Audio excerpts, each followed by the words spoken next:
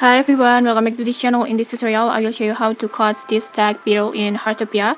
So to increase this stag beetle, you can just catch it at the forest, more precisely at the jump puzzle forest, and it spawns almost all time from the 6 a.m. until midnight and only spawns at the rainy and rainbow weather. So just go to the jump puzzle forest at when the rainy and rainbow weathers happen.